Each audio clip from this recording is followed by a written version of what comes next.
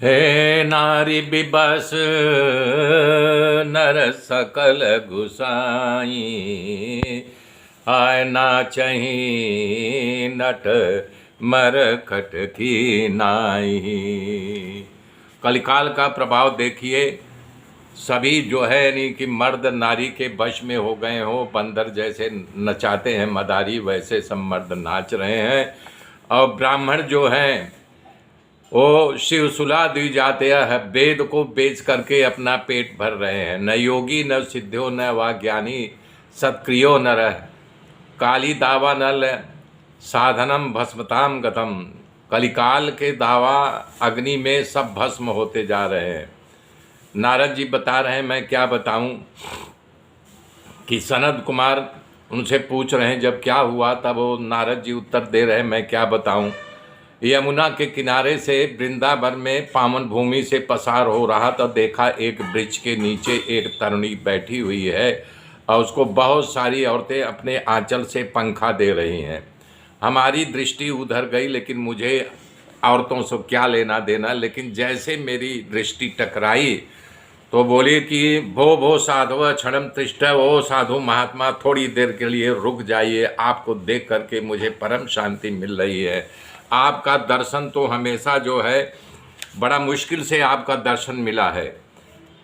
तो नारद बता रहे हैं सनत कुमारों से कि उसको देख करके मुझे बड़ा आश्चर्य हुआ। मैं पूछा तुम कौन हो, तब उसने बताया मैं भक्ति हूँ, और ये जो आंचल से हवा कर रही है तमाम तीर्थ नदियाँ, गंगा जमुना सुरती छिप्रा बेत्रवती महासुर नदी ख्याता जंडकी आदि नदियाँ मुझे जो है अपने आंचल से हवा कर रही हैं। और ये जो दोनों पुत्र हमारे ज्ञान वैराग्य बूढ़े हो गए हैं, ये हमारे पुत्र हैं। तो बताइए ऐसा कैसा कि हमारे पुत्र बूढ़े, मैं जवान हो गई।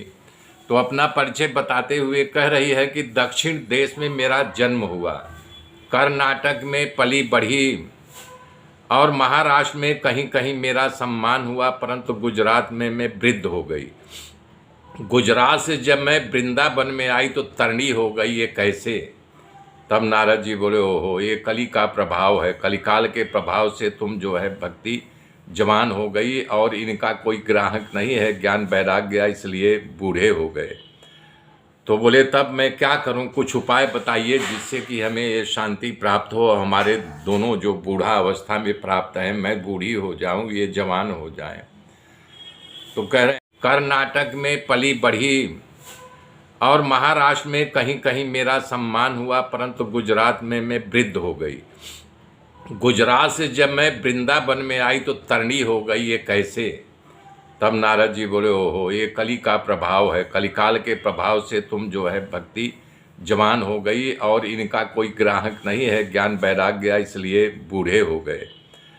तो बोले तब मैं क्या करूं, कुछ उपाय बताइए जिससे कि हमें ये शांति प्राप्त हो और हमारे दोनों जो बूढ़ा अवस्था में प्राप्त हैं, मैं बूढ़ी हो जाऊं, ये जवान हो जाएं।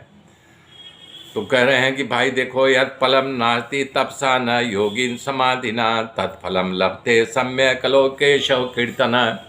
नारद जी कह रहे हैं कि हर युग का अपना अपना अलग प्रभाव